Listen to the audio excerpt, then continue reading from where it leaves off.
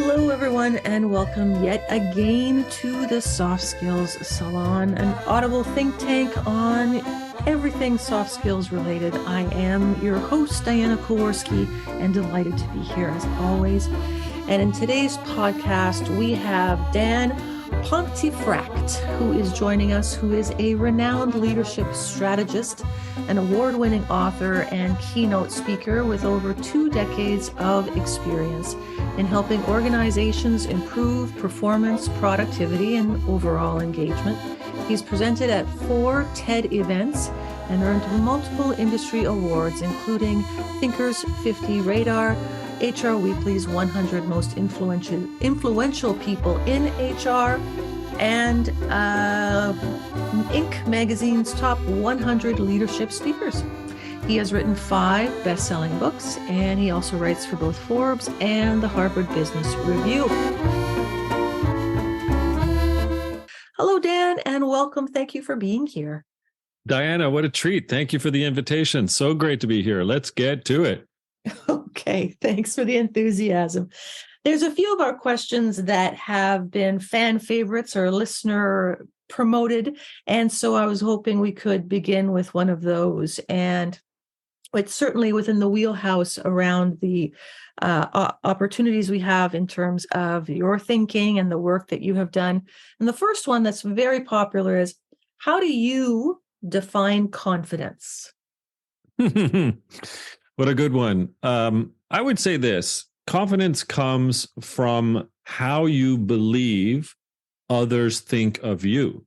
So yes, you could argue it's something from within, but you really feel confident when others extend that arm, that reach, that accolade, that recognition, that, well, confidence in you. So I think there's something to be said, Diana, about what others feel and interpret and mentally believe you're capable of, which then intrinsically makes you feel pretty good. So how you believe others think of you. So what I'm hearing is that there's a process by which I need to do some reflection, and then that belief needs to be somewhat grounded in others taking up some actions or behaviors that corroborate. Is that? Let's say leader employee relationship or leader team member relationship.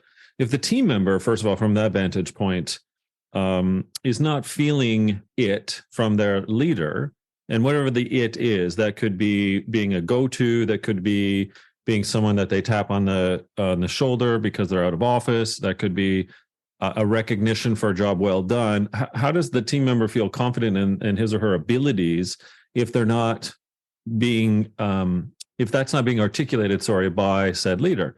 The reverse can also be true.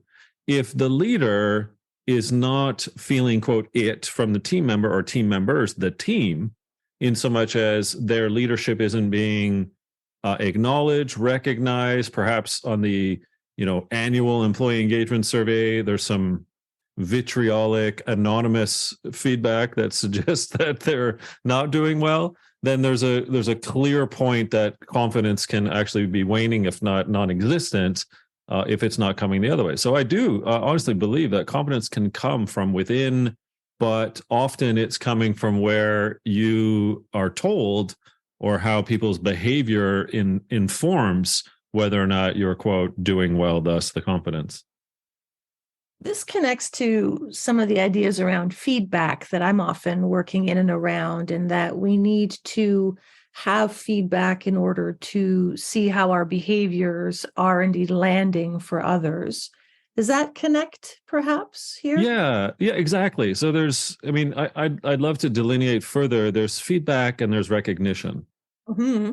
Right. So let's start with the latter. So from a recognition perspective, that's when the team member or whomever, the person, right, is being recognized for what it is that they've done, and whether that's positive or negative. And I don't mean negative recognition. I mean, they could have done something wrong. It went sideways. A mistake was made, but they're recognized for the effort and the learnings perhaps that came from within. Feedback for me is more on the coaching side. Feedback is when again, whoever that may be, up, across, or down, depending on your relationship with whom you're referring to. The feedback piece is how an individual can be informed on what went well, why it went well, and maybe ways in which to improve upon for the next instance of whatever that may be. So to recognize is to provide affirmation of something. To provide feedback is more of the consultative or coaching conduct and that conversation about performance that I'd be interested in. So that connects to one of the ideas that I'm white knuckling my hold on in a lot of the work that I'm doing right now about the importance of feedback being future oriented or feeding forward, which by no stretch is my idea. And there's been a lot of people who claim to own it. But I like the idea of feeding forward, which I believe I've heard themes of in your words a second ago around what it is that can be done the next time. That if we circle back with our connection to how we define confidence, there's opportunity in the feedback that perhaps there's not as much opportunity in recognition about there being a forward focus. What do you think? I think that's fair. I think recognition to delineate from feedback or / feed forward is an opportunity for the accolade. That's the, it's the sugar, right? It's a little bit of the sweetness, right? It's the feel good stuff. Celebration. Yeah, exactly. Yeah. Whereas feedback, feed forward, right, is more developmental, in my opinion, right? It is about indeed looking at performance behavior indicators that might inculcate a performance enhancement or improvement downstream. So recognizing is a bit about in the moment of something that's happened. So yes, it's reflective, but often missed, which can then deliberate for the team member in a way in which that, well, why wasn't I recognized? I just did something for you or for the organization, what have you, which can then deflate confidence. Back to the original question, right? And then to your point, right, for feedback, feed forward, we're really talking about the developmental aspect in looking at a better future self of that individual. So feeling it, as you said, perhaps the quicker route might be in recognition. I don't think you can have one without the other. However, indeed, I think there's an opportunity that too often gets missed, Diana, from leaders because they're so busy, distracted, fill in the blank, to recognize in those moments that have just occurred. And when I say just occurred, I mean that can be within the minute to, within the week, right? Depending on the situation.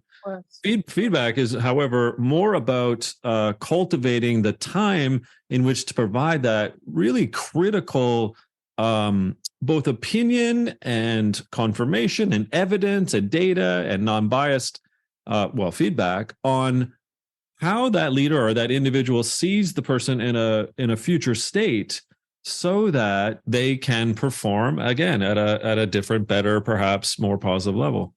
Right. You mentioned a few moments ago the dreaded and the loved annual survey or annual performance evaluation, and that always perks up my listening as I do fall on that love-hate, love-dread line very, very hard, as some of the organizations that I work with are remarkably well invested in it happening and it being an annual process, and others, perhaps bringing it down to quarterly if we're lucky. But nonetheless, that there's this formalized process of how individuals are assessed.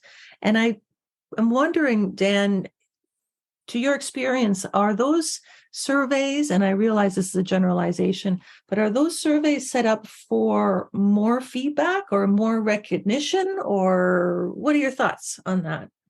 Yeah, there's two elements I think we can tackle. There is the performance review, and often annual, but then there's also the employee engagement review, which is also often annual, right? Right. And they're not the same, but they can be potentially treated the same. First of all, annual is terrible cadence. Yes. When we're only asking for feedback, whether it's the performance review and or the employee engagement survey annually, it's a recipe for disaster because things change way too fast in this day and age. So let's demarcate. on the performance review, if it's a surprise to the team member, then that's a disservice not just to the team member, but to leadership in its definition. Mm-hmm. We can't wait for a review on performance. It can't be annual. Back to the point of feedback and recognition. Feedback is indeed, again, to me, assembling of the same tone for coaching. And if we have coaching conversations, that's about performance reviewing, right, not the performance review. See, there's a difference between reviewing, which is a verb, and review, which is a noun, and that is something that shouldn't be annual. When we performance reviewing our team members and ourselves, it's that constant, critical, crucial conversation of coaching moments. Like, oh, and I use the word conversation specifically. It is not a one and done. It is the cadence is quite frequent, ideally. On the employee engagement side, sadly, there are very large firms who make gazillions of dollars a year, whom have waxed lyrical and somehow, I don't know, seem to have drugged over CHROs and other senior leaders that manifestation of how the employee population feels can be summarized once a year, and that then there can be, employee engagement tactics and tiger teams created after the results are sent in. Like, it's just an abomination of what culture actually stands for. So both of them, I mean, I'm quite bald, but both of them get my hair to fall out.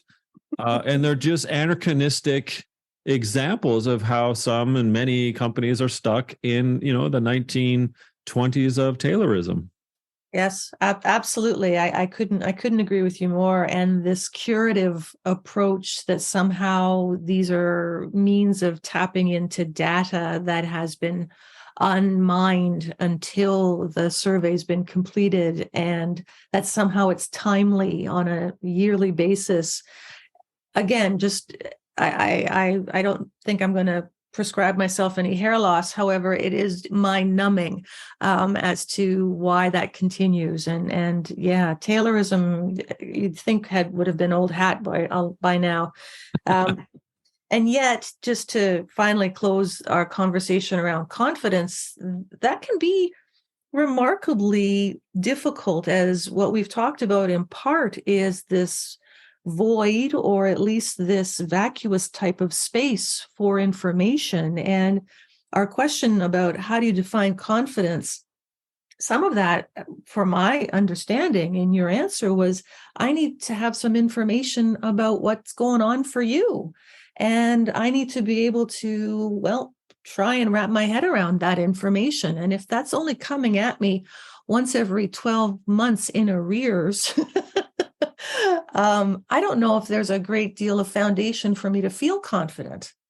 Yeah. And I think, some of the data suggests that this lack of confidence, because of some of those anachronistic mechanisms in which that we are still parading around the organization, is having a very detrimental effect on the human being. So as an example, you're probably well aware of this, Diana, Gallup in 2009 started tracking anger, worry, sadness, and stress.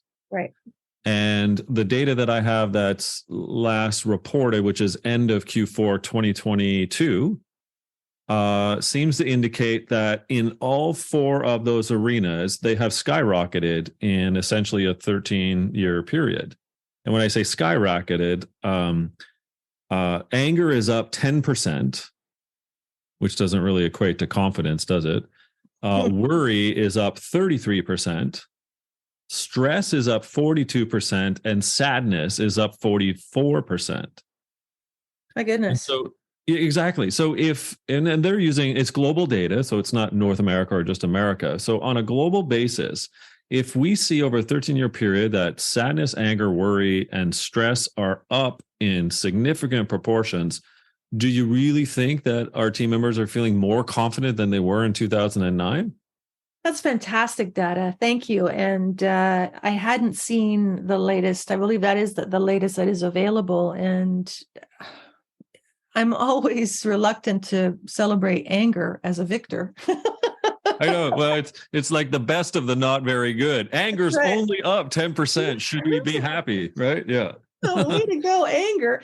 But those numbers are staggering. They're staggering. And I would say to you that the global perspective of that data that Gallup is quite skilled at gathering. The sadness is often one that we don't recognize as culturally defined or geographically bound or even somewhat industry specific. And it's very easy to colloquialize sadness or to even trivialize it in terms of one's own out of work experience, because we all have it within our repertoire and hopefully develop some emotional skills around managing it as part of our spectrum.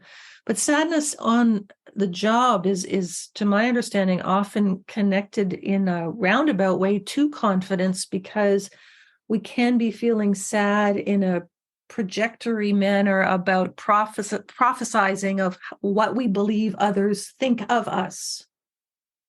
And in particular, your most important relationship is with your manager or direct boss. And that's the relationship, pardon me, that mostly determines whether we stick around or leave, right? And that statistic has gone everywhere from, I think, 70% to 99%. And depending on your source, it's who you report to, right? It's who you report to. And I think that's also a great segue for us, because the next question I was hoping we could look at is, where have you seen or experienced empathy in your career? Well, first of all, I would like to define empathy, because I believe, at least in my research, that it often gets misattributed. And I want to just be level setting, because I'll explain why in a second.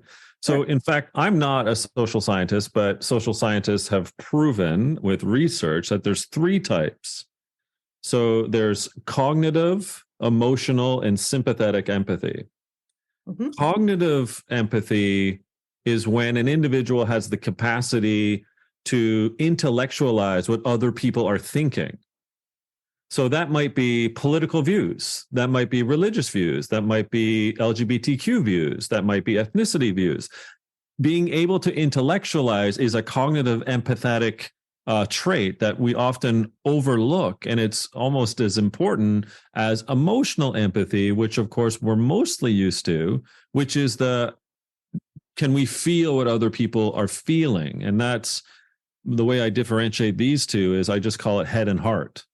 So can you use your head to put yourself in the heads of other people? Can you then also use your heart to put yourself in the hearts of other people? So what are they thinking and what are they feeling? And then the third, of course, is kind of almost like the result of you being able to assuage the cognitive and the emotional into the sympathetic, sometimes called compassionate empathy. And that is your ability to interpret what they're thinking and feeling to do something about it. And so I often equate that to hands. So my equation for empathy is head, heart, hands. So what are we thinking and how are they thinking? What can we think about them for the situation, the feeling, and then the doing? So the hands. So your question then is an interesting one, because it's really difficult question to answer, because first of all, I think leaders have the misnomer that it's only about feelings. Right. But when a leader or an organization is actually, ergo, using all three, then I think you see things about that. So rightly or wrongly, I'll bring up an example of Apple. Now, Apple was sitting on the sidelines for a good while in terms of the arena of LGBTQ support. And I need not specify them specifically, but there was a couple incidents that occurred in the US where finally, arguably, Apple stepped up and said, all right, if this is how this is going to be in this particular state, in this particular city, we're going to pull up and pull out. And we will not be manufacturing or designing or other elements inside of the particular state in question this time. Economic threat. They really pulled the economic strings there. Yeah. So what you're seeing there is, of course, Tim Cook, the CEO, has had to publicly come out and point out that he was a gay man. And he's using, and the company, Ergo, was using its head to think about all of its customers and thinking what people are thinking about Apple, intellectualizing them, not taking a stand ever, or this time they should have, and they did. But they also were feeling, because they got so much, what are you doing? Hate mail. Oh my gosh, why would I want to use a company that was to be bold, be brave, be different, stay different, be bodacious, right? So then you can see the compassion part. They did something about it. So that's a pretty good example of head, heart, hands. Mm-hmm. Mm-hmm. But there's just so many ways in which to use that almost computational model to say, well, where is it not happening as well, given the plight of the proletariat versus the bourgeoisie, as an example? Certainly. Excuse me. And there's a lot in those examples that you've provided. So to dive a little bit further, for clarity's sake, if we are ensuring we have a level setting with understanding the definition of empathy, is it then the three, I'm going to say, levels, and I'm thinking about head, heart, hands, just because of the anatomy of going down the body. Are we suggesting then that it is a combination of all three that result in empathy, or can I loiter in one and still be successful? What do you think, Dan? Well, I mean, how do you say this? I guess if I'm at the Olympics and I've won bronze, it's pretty good. If I win silver, it's better. If I win gold, it's the best. Now, you're at the Olympics, which is, let's call it business or politics or community or organization in general. Those are the Olympics. And quite frankly, I want to see everyone win a gold medal. Maybe I'm naive and in my thinking, but the gold medal is all three. I mean, our team members and community and customers and partners and suppliers deserve gold medal thinking. Mm-hmm. So to cherry pick one or two and not to be conscious of all three, I think does do a disservice to what the point of empathy is, which is why I wanted to start with the redefinition of what empathy is. It's very important to me when I do my work with executives and organizations to level set with what empathy is, because we've been so like fridge magnet and bumper sticker to what empathy we think it is. It's, as you know, like it's been distilled, it's been made into, as you said, some slogans. You're absolutely right. Put yourself in people's shoes. That's really what people think empathy is. And although it's important, that's only a sliver of what empathy really is. So I describe it that way so I can ascribe to people earning the gold medal of empathy in all three. Well, I appreciate that analogy, especially because, excuse me, I think I might come in fourth at that. I doubt that entirely, Diana. Come on. Fourth is nothing to sneeze at. However, you're not on the podium. I can say I know in my own career path that there has certainly been more comfort and more self-awareness for me in the cognitive empathy. I have resonance with that I can share with you was to such a degree in my earlier stages of less sophistication in my career. I didn't even know what I was doing. I knew that I could do that. And potentially as a woman, or where it was that I was working at the time, there wasn't anyone else who could tell me that I did that, because I was not particularly connected initially to that heart or emotional empathy piece. I've worked for that one, and still feel that it's one of my areas that I can improve upon. I wonder if there's, in your own work then, how we can develop each of those three, but also to see the relationship, because there certainly is a relationship that, to my experience, is different one person to the next, between or among cognitive, emotional, and the sympathetic. Would you agree with that? Well, first of all, I wanted to thank you for your vulnerability. I feel like you're on my podcast, Leadership Now, and I'm going to start asking you questions about your development and the three muscles of empathy. So here's what I do, Diana. I will bring in for leaders and senior leaders at that. I will bring in data because I'll go into the organization and I'll ask for permission to start a couple surveys with team members, anonymous, of course. And so I'm very specific about the questions that we ask, and they do bifurcate the types of empathy. So when you're asking questions, for example, so let's say the topic is pay, compensation, and you ask a specific question like on all three types of empathy. So say I'm making this up right now, but just I'm paraphrasing sort of previous assessments. Do you think that your boss understands your level of pay and how that affects you? Yes or no? Do you feel you are paid accordingly by your boss? And then has your boss done anything to discuss, your compensation? So that is head, heart, hands.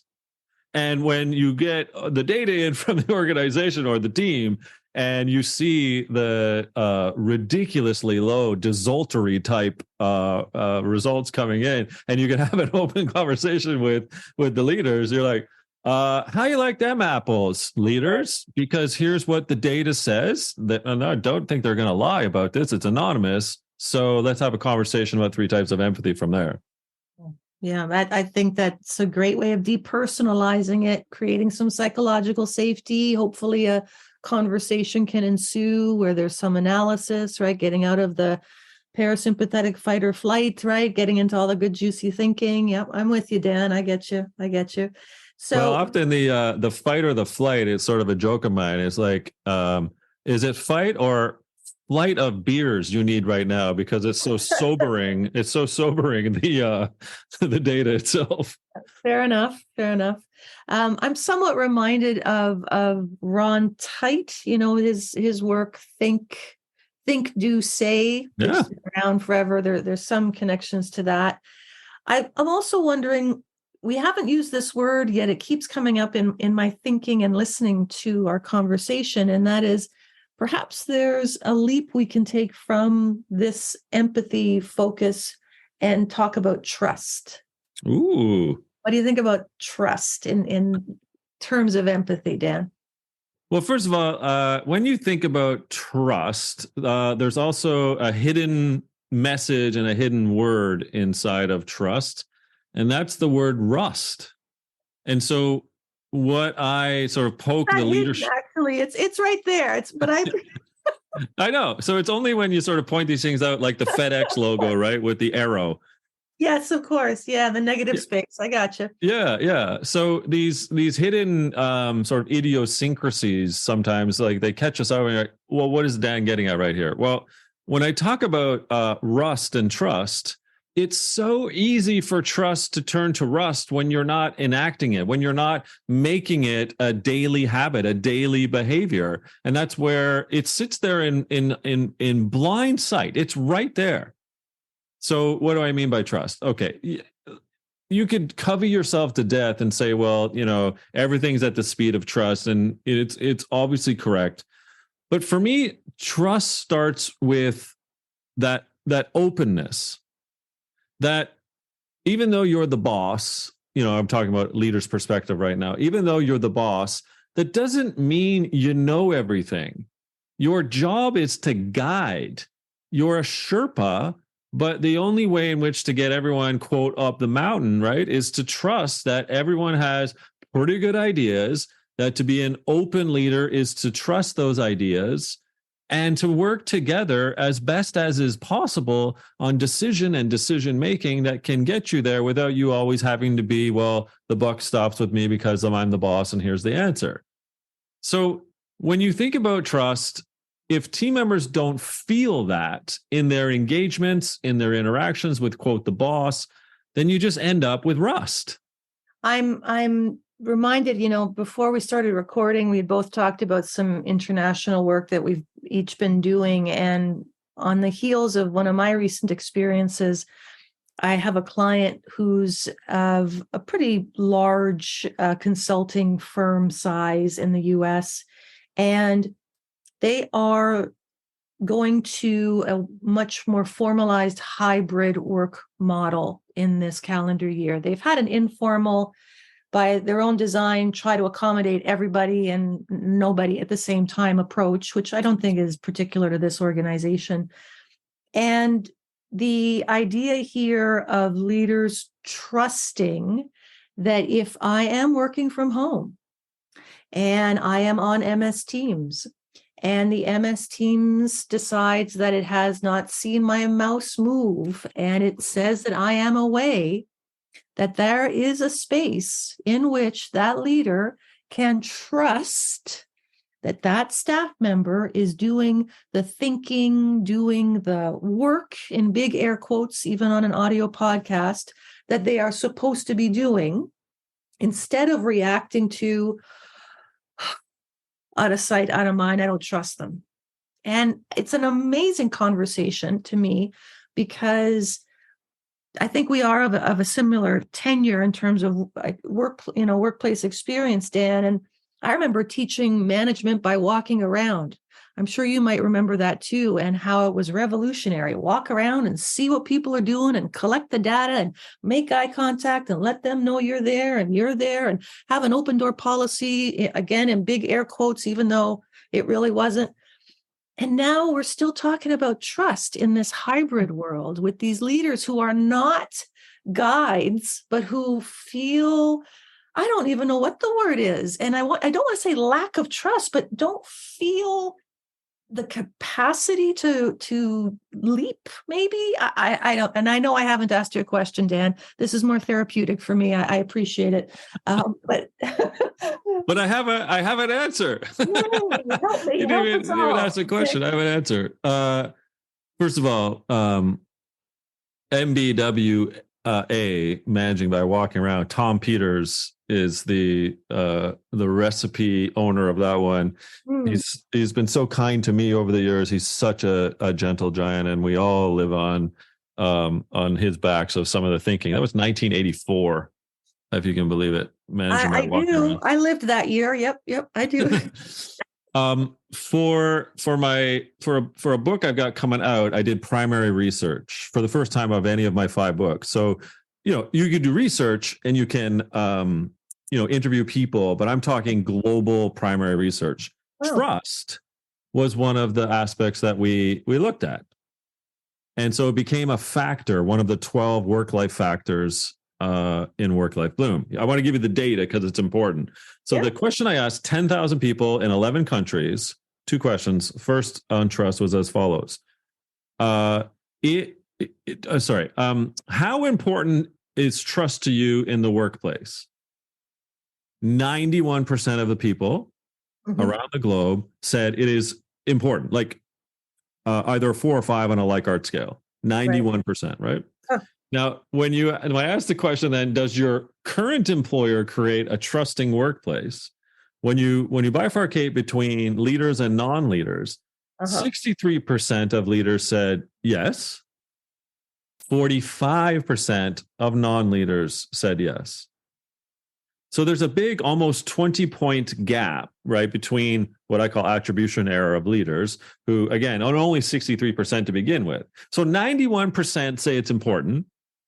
63% of leaders are saying, yeah, we have it, which still means a third say they do not. These are the leaders. Yes. And then less than half of the team members who do not run a team, if you will, are saying, no, this is not happening around here. So you can see my dilemma is that there's a lot of rust in the trust that's going on in our organizations, and we need more Tom Peters and managing by walking around, because that's trusting in and of itself. Yeah. Do you think the hybrid environment or being geographically dispersed has had a noticeable imprint on either empathy or trust, in your opinion? Oh, without a doubt. Unless you were a multinational company to begin with. So the Microsofts, SAP, some of the banks, right, that already were set up. But that's only 2% of the world work in a multinational. 2%.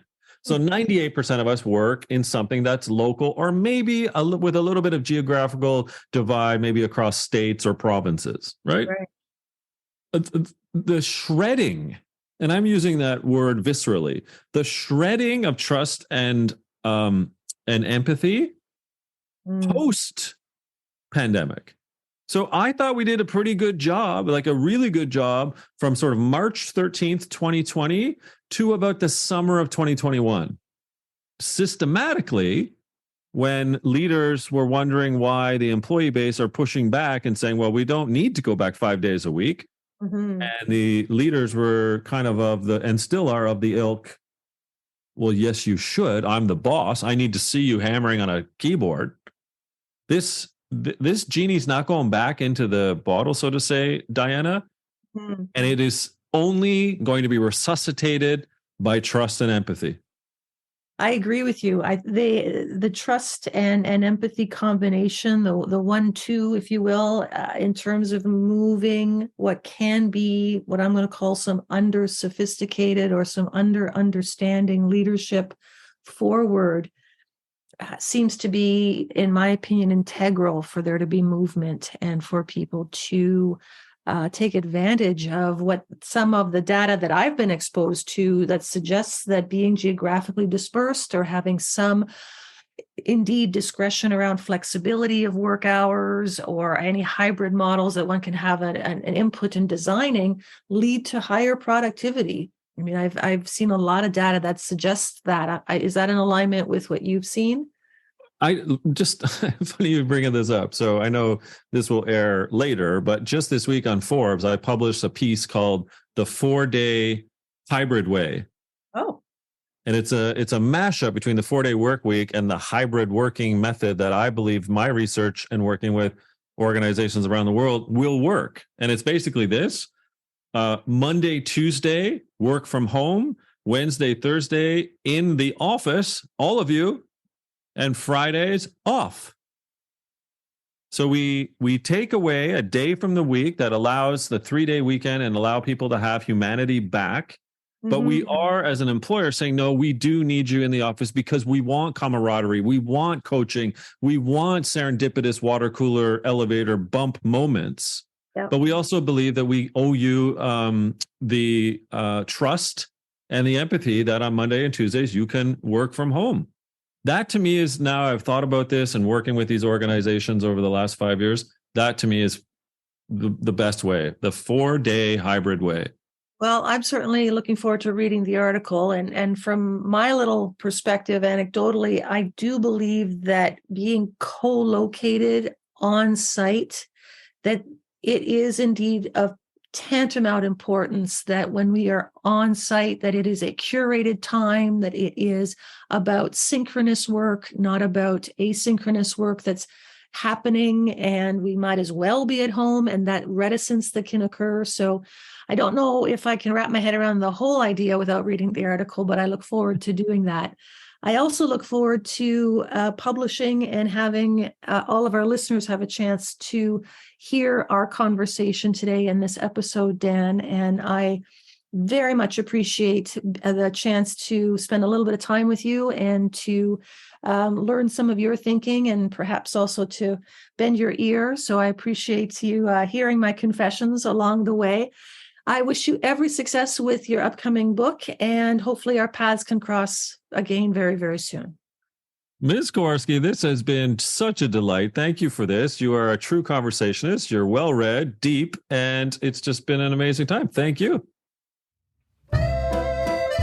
Thank you very much for listening to another dynamic and informative episode of the Soft Skills Salon with your host, Diana Kowarski.